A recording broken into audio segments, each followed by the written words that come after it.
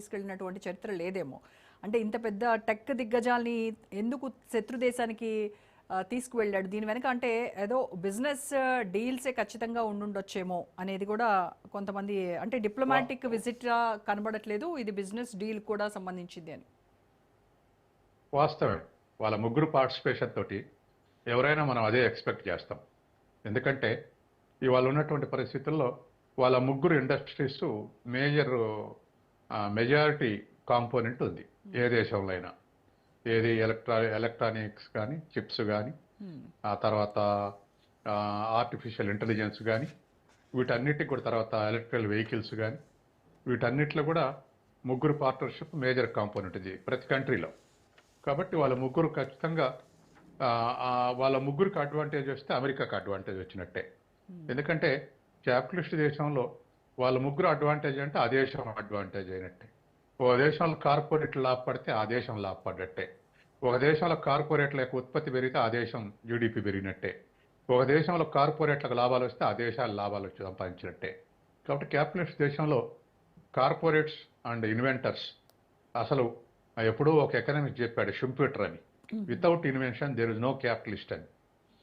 అసలు ఇన్వెన్షన్స్ చేయకుండా క్యాపిటలిస్ట్ అనేవాళ్ళ లేడు, ఇన్వెన్షన్స్ చేయకపోతే క్యాపిటలిజం కూలిపోతుంది అన్నాడు. కాబట్టి ఆ మేరకు వీళ్ళు ఇన్వెన్షన్ చేస్తూ డామినేట్ చేస్తారు. కాబట్టి అటువంటి వాళ్ళు ఉండాల్సిన అవసరం అమెరికాకు ఉంది. తర్వాత అమెరికా ఎకానమీ వాళ్ళ చుట్టూ ఆధారపడింది. కాబట్టి వాళ్ళ బలంగా ఉంటే అమెరికానే బలంగా ఉంటుంది. కాబట్టి సహజంగానే ప్రెసిడెంట్ అంటే వాళ్ళు పోవాల్సిన పరిస్థితి ఉంది. ఆ డీల్స్ ఏ మేరకు డీల్స్ ఉంటాయనేది చూడాలి మనం. ఇటు ఎలాన్ మస్క్ కావచ్చు, టిమ్ కుక్ కావచ్చు, వీళ్ళు జస్ట్ కేవలం ఏదో వ్యాపారవేత్తలు మాత్రమే కాకుండా వీళ్ళు ఒక గ్లోబల్ పాలసీ మేకర్స్ గా ఉన్నారు ఇప్పుడు ప్రెసెంట్ చూస్తే. తర్వాత అమెరికాకు ఎసెన్షియాలిటీ కూడా, ఎందుకంటే వాస్తవానికి ట్రంప్ ఎలక్షన్ లో ఎలాన్ మస్కే ప్రధాన పాత్ర వహించిండు ట్రంప్ గెలవడంలో. కానీ ఇద్దరి మధ్య వైరుధ్యం వచ్చింది. ఆ వైరుధ్యం ఎంత పోయిందంటే ఎలాన్ మస్క్ దివాలు తీర్చడానికి దేశవ్యాప్తంగా ఉన్నటువంటి గవర్నమెంట్ ఇన్ఫ్రాస్ట్రక్చర్, ఈ ఛార్జింగ్ పాయింట్లన్నీ ఎత్తేయడానికి ప్రయత్నం చేశాడు. కానీ ఎలాన్ మస్క్ ఎలక్ట్రికల్స్ ద్వారా అక్కడి నుంచే మనకు స్పేస్ ప్రొడక్షన్ మొదలుపెట్టాడు, రాకెట్ల ప్రొడక్షన్. కొత్త పొలిటికల్ పార్టీనే పెడతాడు అనేటువంటిది కూడా కదా అనేది ముందు ఇప్పుడు ఒక విస్తుపోయే నిజం ఏంటంటే సుమారు 15,000 సుమారు 100-150 అబౌవ్ 14,000 అబౌవ్ 1500 ప్లస్ మనం ఇప్పటికీ రాకెట్లు ప్రయోగిస్తే 1482 ఎలాన్ మస్క్ టెక్నాలజీ ఉంది. ఆ స్థాయిలో ఇవాళ నియంత్రిస్తుండ్రు. దాంతో వాటి షేర్స్ శరవేగంతో పెరగటంతో వాళ్ళ ఎలాన్ మస్క్ $800 బిలియన్ అధిపతి. భూమి పుట్టిన కాంచి ఇంతవరకు ఎవరు $800 బిలియన్ చేరుకోలేదు. ఇంకో $200 బిలియన్ దాటితే $1 ట్రిలియన్ ఉన్న క్యాపిటలిస్ట్ లేడు. ఆ స్థాయిలో ఉంది. కాబట్టి వాళ్ళందరికి కావాల్సినటువంటి technologies, advantages, terms and conditions ఉంటే అమెరికా ఆధిపత్యం వాళ్ళ ఆధిపత్యంలో ఉంటే వాళ్ళ ఎకానమీ కూడా ఆధిపత్యంలో ఉంటుంది. అందుకే వాళ్ళని తీసుకెళ్లారు. అమెరికా విదేశాంగ విధానాన్ని ఓ రకంగా వైట్ హౌస్ నే వీళ్ళు శాసిస్తున్నారు అనేటువంటిది కూడా. అయితే గత 4 ఏళ్లుగా సార్ మనం చూస్తున్నాం చైనా +1 అంటూ ఇటు భారత్, వియత్నాం వైపు ప్రపంచం చూస్తూ ఉంది. కానీ ఇప్పుడు కుక్, మస్క్ మళ్ళీ బీజింగ్లో వాలడం ఇదంతా చూస్తూ ఉంటే చైనాను వదిలించుకోవడం అమెరికా వల్ల కాదు అనేటువంటి వాస్తవాన్ని ట్రంప్ అంగీకరించినట్టుగానే కనబడుతోంది. ఇప్పుడు అమెరికానేమో ఇంపోర్టెడ్ ఎకానమీ. అవును.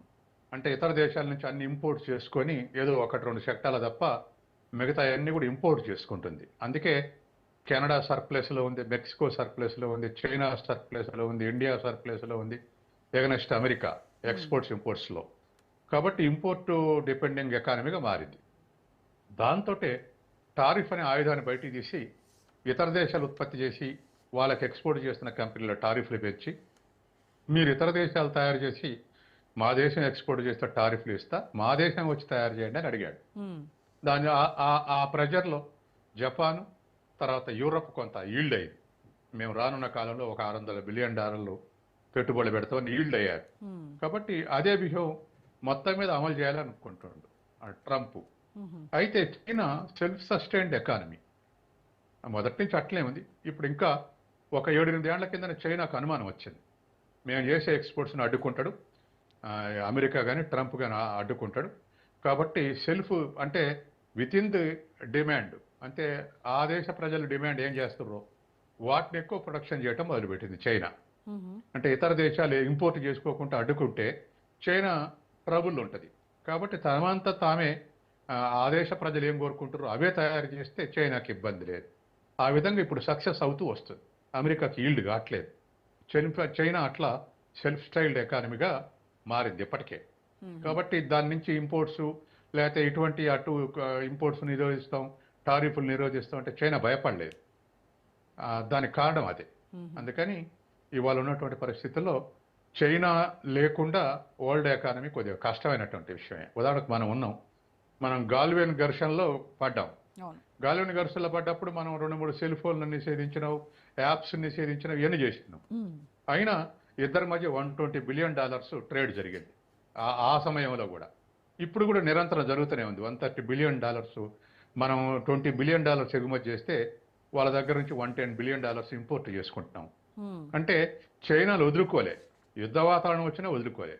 ఎందుకంటే దాని అవసరం ఫార్మసీ రంగంలో కానీ, ఎలక్ట్రికల్స్లో కానీ, ఎలక్ట్రానిక్స్లో కానీ, ఇతర ఇన్పుట్స్ మనకు ఇంకే దేశంతో ట్రేడ్ చేసినా నష్టం జరుగుతుంది. మ్మ్. ఆ దేశం నుంచే తక్కువ ధరలకు వస్తున్నాయి.